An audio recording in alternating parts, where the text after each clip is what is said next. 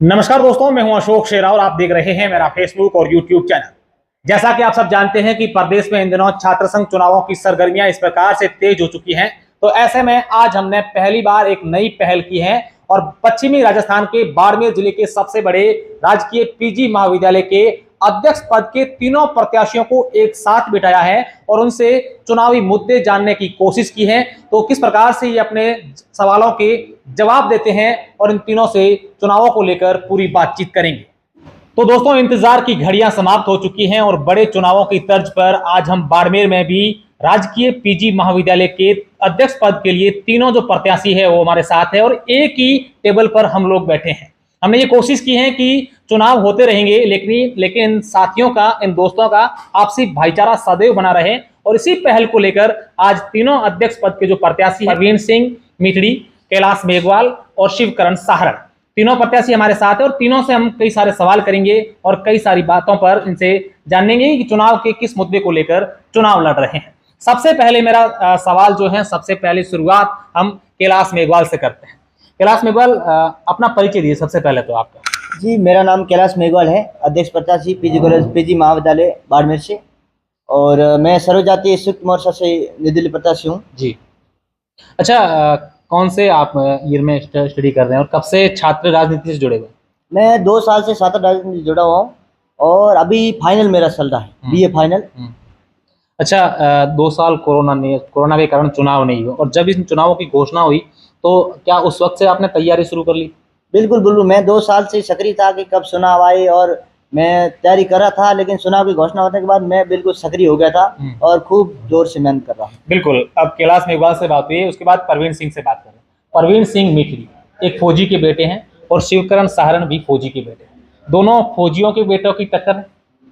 देखिए, फौजी जब सीमा के ऊपर रक्षा करने के लिए जाता है तो एक भाई से भी ज़्यादा प्रेम के साथ खड़ा रहता है। उसी प्रकार हम फौजी के बेटे हैं, तो हम जब चुनाव की तैयारी कर रहे हैं तो एक भाई की तरह कर रहे हैं, और जब चुनाव लड़ते हैं तो जंग जब होती है तो सामने वाला की जाति नहीं देखी जाती, ना धर्म देखा जाता है।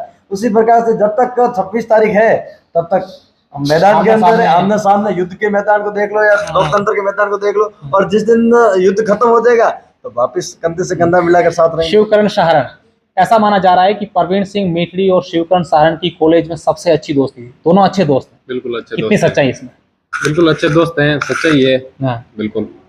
अच्छा, अब अपन चुनावी चर्चा शुरू करते हैं। सबसे पहले परवीन सिंह मीठड़ी से शुरुआत करते हैं। परवीन सिंह मीठड़ी को एबीवीपी की टिकट दी और एबीवीपी की टिकट की दौड़ में शिवकरण साहरण भी थे, सोप सिंह भाटी भी थे और परवीन सिंह मीठड़ी भी। क्या परवीन सिंह को टिकट मिलने के बाद आपके जो दोनों और दावेदार थे उनसे आपकी बात हुई? क्या वो लोग नाराज हो गए? ऐसी बात आई कि सोप सिंह अलग से चुनाव लड़ने वाले थे और हालांकि वो आपके साथ हो गए, फिर शिवकरण साहरण ने निर्दलीय फॉर्म भरा, क्या इसको लेकर आप लोगों की बात हुई?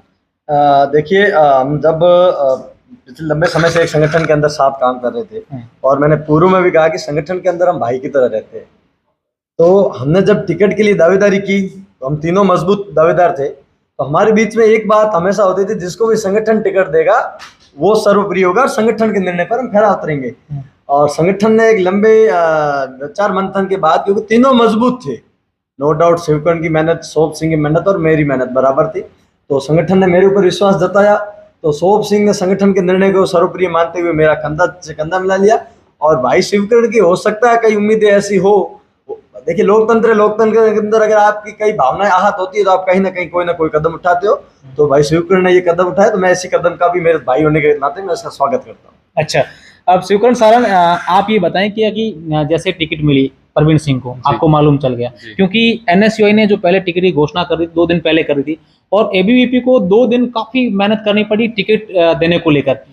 बात ये सामने आई कि शिवकरण साहरण की टिकट को लेकर ही पूरा ये मामला चल रहा है। शिवकरण ये कह रहे हैं कि टिकट मुझे मिलनी चाहिए, परवीन सिंह और मीठड़ी को और सोप सिंह को नहीं, मुझे मिलनी चाहिए। इसी बात को लेकर 2 दिन लेट हुई, इसमें कितनी सच्चाई? और टिकट परवीन सिंह को मिलने के बाद क्या आपकी एबीवीपी के पदाधिकारियों से बात हुई?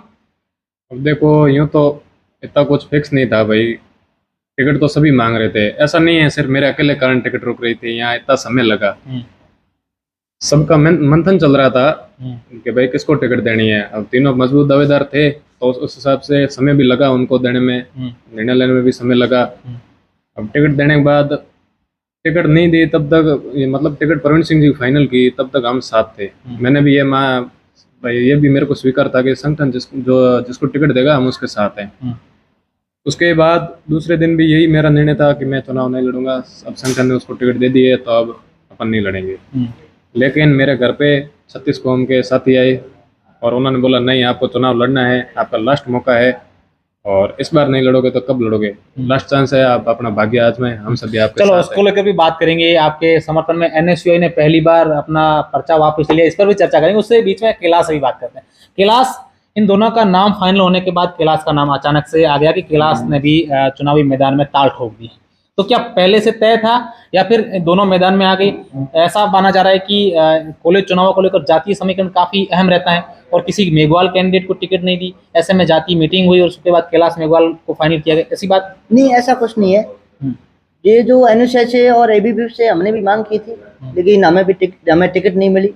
उसके बाद सर्वजातीय संयुक्त मोर्चा संगठन बना के मैं दिल्ली घोषित हुआ। अच्छा, क्या पहले एनएसयूआई से बात हुई थी टिकट के लिए, एबीवीपी से? बिल्कुल, दोनों सेक्टरों से हुई थी। तो आप किस संगठन से थे? लेकिन टिकट नहीं मिलने के कारण मैं सर्वजातीय संयुक्त मोर्चा। नहीं, उससे पहले आपने दोनों से कैसे टिकट मांगी? मतलब आप एबीवीपी से थे या एनएसयूआई से थे? किससे टिकट?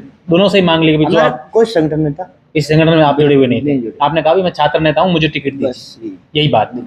अच्छा, प्रवीण सिंह, शोभ सिंह आपके साथ हो गए, एनएसयूआई की टिकट थी और जैसा कि मैंने पहले बताया कि जातीय समीकरण कॉलेज चुनावों को लेकर काफी अहम होता है। जाट कैंडिडेट दो मैदान में थे और ऐसी बात आई कि राजपूत कैंडिडेट शोभ सिंह भाटी और प्रवीण सिंह मिटरी दोनों मैदान में रहेंगे। शोभ सिंह ने आपका साथ दे दिया और उसके बाद दो कैंडिडेट थे, एनएसयूआई के मनाराम लेगा और निर्दलीय शिवकर्ण सारण। तो उस समय क्या लगा था कि आपको इस प्रकार की कोई बात आई कि ये रास्ता साफ है? और अब जैसे ही मनाराम लेगा ने शिवकर्ण सारण को समर्थन दे दिया है, अब कितनी बड़ी चुनौती मानते हैं आप? देखिए, चुनौती तो मैंने ये मानता हूँ कि अगर आप रण के मैदान में और चुनौती को चुनौती नहीं मानोगे तो आपकी हार निश्चित। मानाराम लेगा का चुनाव लड़ना मेरे लिए उतना लाभदायक नहीं था जितना लोगों को लग रहा है, क्योंकि वो एक पैराशूट कैंडिडेट था। उसको एक सिर्फ संगठन ने पता नहीं क्यों विद्यार्थियों के ऊपर कुछ टाइम के लिए लाकर थोपा। क्यों? वो छात्र नेता है, वो दावे कर रहा है कि मैं छात्र नेता। देखिए साहब, छात्र नेता नाम के पीछे लगाने से छात्र नेता नहीं होता। आप प्रशासन शिवकर्ण सारण को छात्र नेता मानते हैं? बिल्कुल मानता हूं, मैं इस व्यक्ति को छात्र नेता कैलाश मेघवाल को मानते? बिल्कुल मानता हूं, क्योंकि आप प्रवेश प्रक्रिया के समय महाविद्यालय के अंदर की वर्तमान के नवीन स्टूडेंट्स की अगर बात कर लोगे तो वो कई लोग भी सामने निकल कर आएंगे जिन्होंने उस व्यक्ति का नाम नहीं जाना। उसके बाद अगर एक राष्ट्रीय लेवल की पार्टी का नेता, उस एक पदाधिकारी को टिकट मिलती है, राष्ट्रीय लेवल की पार्टी उसको टिकट देती है और टिकट देने के बाद वो टिकट वापस उसी के नेता उससे उठवाते हैं। इससे दो स्पष्ट बातें होती है, या तो ये है कि पार्टी को अपने कार्यकर्ता के ऊपर विश्वास नहीं रहा, या दूसरी बात ये है कि स्वयं कांग्रेस या एनएसयूआई के पदाधिकारी अपने कार्यकर्ता का जो है राजनीतिक रूप से गला घोटने का प्रयास करे, क्योंकि उसको जबरदस्ती उठाकर लेकर जा रहे हैं, उस जबरदस्ती पर्चा उठवाया जा रहा है। एक बच्चा राजनीति के अंदर आ रहा है, आप उसको लेकर आए, पहले आपने उसको टिकट दिया, फिर आप उसका नामांकन वापस करवा रहे हो, तो साहब आप उसको बलि का बकरा क्यों बना रहे हो? शिवकर्ण से ही जानते हैं। शिवकर्ण, क्या पूरा एपिसोड हुआ था? आपकी टिकट फाइनल हुई, निर्दलीय से आपने पर्चा भरा, मनाराम लेगा को टिकट मिली, नामांकन दाखिल करने आए, निर्दलीय और आपके वो एनएसयूआई के जो संगठन है वो दोनों आमने सामने होने वाले थे। इस दौरान पुलिस बीच में आ गई, डंडे भी बरसाए। फिर क्या अचानक से क्या पूरी बात बनी कि मनाराम लेगा को टिकट अपना पर्चा जो वापस लेना पड़ा? और इस दरमियान जो हमने वाकया देखा था, क्योंकि वो काफी चर्चाओं में रहा था, एक गाड़ी में डालकर फिल्मी स्टाइल में लेकर आना, फिर पर्चा उठाना, क्या पूरा वाकया और आप उसे किस रूप से देखते हैं? अब देखिए, मैं और मनाराम लेगा एक ही समाज से ताल्लुक़ रखते हैं, तो समाज के व्यक्तियों ने मीटिंग रखी, सभा रखी थी, उसके अंदर एक को डिसाइड करने का बोला। कोई भी एक डिसाइड हुई है और पूरा समाज उनके साथ रहेगा। अभी दो लड़के एक ही समाज से खड़े हो जाते तो बाकी वाले समाज उनसे कैसे जुड़ेंगे? इस बात को लेके मीटिंग रखी गई। उसके अंदर सभी छात्र भी, कॉलेज के विद्यार्थी भी, नियमित विद्यार्थी भी आए थे और उनसे राय शुमारी की गई। आपको ये नहीं कहा कि भाई एनएसयूआई बड़ा संगठन है, आप ले लो वापस? नहीं, ऐसा कुछ नहीं। मैंने बात रख दी, जो समाज निर्णय लेगा वो सर्वोपरि है। उन्होंने भी बात रख दी। फिर छात्रों से राय शुमारी ली। छात्रों ने बोला हमें शिवकर्ण सारण कैंडिडेट चाहिए, तो समाज ने मनाराम लेगा को मेरे समर्थन में लिए बोला। अच्छा, मनाराम लेगा को ऐसे लाने की कहाँ जरूरत पड़ गई इस प्रकार से? नहीं, ऐसा नहीं है, लास्ट समय था और चुनाव का माहौल है तो उस हिसाब से थोड़ा। तो कहीं ये भी था कि मनाराम लेगा को बीच में से उठाने? नहीं, ऐसा कुछ नहीं था, लेकिन फिर भी सतर्क रहना जरूरी। अच्छा, चलो, हो गई बात है सारी टिकट को लेकर और प्रत्याशियों को लेकर। अब बताएं, प्रचार किस प्रकार से आपका चल रहा है? और क्या मुद्दे लेकर आप जा रहे हैं छात्रों के बीच में कि भी मैं ये करूंगा, इसलिए जो छात्र हैं शिवकरण सहारण को वोट दें, ऐसा क्यों? अब कॉलेज के मुद्दे वो तो हर बार हर वर्ष हम रखते भी हैं, जिला प्रशासन हो, कॉलेज प्रशासन हो, सबके सामने रखते हैं। यहाँ तक कि 2018 में खून से लिखा हुआ खत भी दिया है कॉलेज की मांग को, हॉस्टल निर्माण की मांग को लेके। अच्छा। उसके बाद हॉस्टल में हम छात्रों से हम संपर्क करते हैं, जैसे छात्रावासों में जाते हैं, डोर टू डोर रूमों में जाते हैं, कहीं चाय की थड़ी पे अगर छात्र बैठे रहते हैं तो उनके साथ चाय पीते हैं, फिर उनसे चर्चा करते हैं, उनसे समर्थन की अपील करते हैं। अच्छा, एक चीज, इस चुनाव को लेकर आप जातिवादी कितना मानते हैं? ये चुनाव जाति के तहत, जाति के आधार पर लड़े जाते हैं? नहीं नहीं, ऐसा कुछ नहीं है, जाति के आधार पर नहीं है। सभी समाज, सभी जातियां एक साथ होकर फिर चुनाव लड़ती है। अच्छा, क्लास में को आप बताएं, SC ST के जितने छात्र हैं, और ऐसा बताया जैसा आपने खुद ने बताया कि हमारी समाज की मीटिंग हुई उसके बाद ये तय हुआ है, किस प्रकार से उन जो ऐसा माना जा रहा है कि चाहे NCC की बात करें तो वहाँ आरक्षण नहीं है SC ST के छात्रों, बिल्कुल। और कई खेल कोटे हैं या कई जगहों पर ऐसा माना जाता है कि वहाँ कहीं ना कहीं SC ST के छात्रों को नज़रअंदाज किया जा रहा है, ऐसा कई छात्रों का भी कहना है। तो आपके क्या मुद्दे रहेंगे? मेरे मुद्दे रहेंगे कि और दूसरे सबसे बड़ी बात कि कॉलेज से सटी हुई जो छात्रावास हैं वो पूरी जर्जर है, तो क्या आपने पहले कभी आवाज़ उठाई है या चुनावी मुद्दा आपका सिर्फ हो रहेगा? बिल्कुल बिल्कुल, मेरा मुद्दा है कि NCC में SC ST और माइनॉरिटी को आरक्षण दिया जाए, और कॉलेज में जो भवन जर्जर हैं उनकी मरम्मत के लिए मैं मुद्दा उठाऊंगा और मुख्यमंत्री तक जाऊंगा।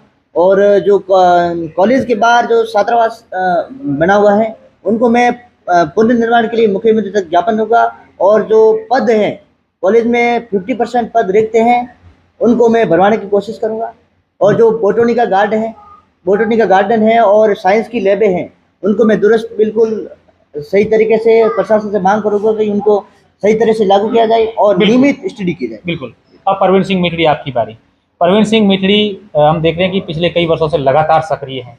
कई ऐसी बातें भी सामने आई कि परवीन सिंह के हर जाति के जो छात्र हैं या छात्र नेता हैं वो अच्छे मित्र भी हैं, उनकी अच्छी बनती है सबके साथ।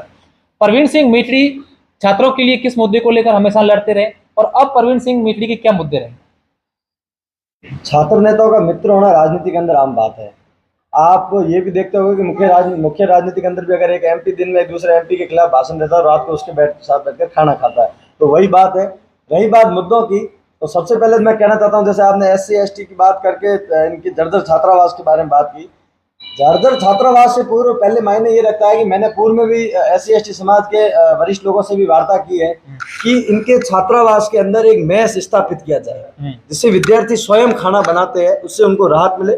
तो मेरा सबसे बड़ा मुद्दा यही रहेगा कि अगर इसे सरकारी तंत्र के मार्फत अगर ये पॉसिबिलिटी है तो सबसे पहले मैं सबसे बड़ी तो समस्या यही है छात्रों की, वहाँ जो इतनी फैकल्टीज हैं, उनके जो प्रोफेसर हैं वो उनके पद रिक्त पड़े हैं। अगर बच्चों को पढ़ाया नहीं जाएगा तो उनके लिए हॉस्टल ये सारी सुविधाएं। देखिए पूर्व में एक बार डॉक्टर राजीव जी और अन्य का स्थानांतरण हुआ था। उस समय जब इस बात की भनक मुझे लगी तो मैं जयपुर तक गया।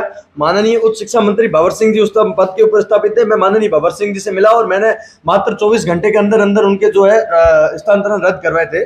और ऐसा ही कई बार और भी हमने इन चीजों को लेकर प्रयास किया है। रही बात स्थानांतरणों की, तो वर्तमान के अंदर कांग्रेस सरकार है। पिछले 2 छात्र संघ अध्यक्ष एनुशय से रहे हैं, कांग्रेस सरकार के अंदर है। ये कांग्रेस को और एनुशय को सोचना चाहिए, एनुशय के पदाधिकारियों को सोचना चाहिए कि हमारी सत्ता होते हुए, हमारे छात्र संघ अध्यक्ष होते हुए हम इस प्रकार से अगर विद्यार्थियों के साथ अन्याय कर रहे हैं, विद्यार्थियों के निरंतर व्याख्यातों के स्थानांतरण होना है, उसके खिलाफ हम लड़ेंगे साहब। हम विपक्ष के अंदर हमारा काम लड़ना है और हम आगे भी लड़ते रहेंगे। और अगर सत्ता हमारे हाथ में आती है, पावर हमारे हाथ में आता है, तो हमारा सबसे बड़ा मुद्दा ये रहेगा कि स्थानीय सरकार के साथ सामंजस्य बिठाकर माननीय उच्च शिक्षा मंत्री, मुख्यमंत्री साहब, VC साहब और जिला प्रशासन, जिला कलेक्टर के साथ समन्वय बिठाकर अगर गवर्नमेंट भर्ती के थ्रू आते हैं तो ठीक है, नहीं है तो उनको जो डेपुटेशन करके जो एक प्रक्रिया के तहत उनको है जो लगाया जाता है, संविदा के ऊपर व्याख्याता नियुक्त किए जाते हैं जिन्होंने जो कोर्स कर बैठे और अभी तक सरकारी जॉब के अंदर नहीं गए, उनको हम लाने का प्रयास करेंगे। किसी भी हालत के अंदर हम जो पद है उनको पूर्ण करने का जो है, चाहे निश्चित रूप से।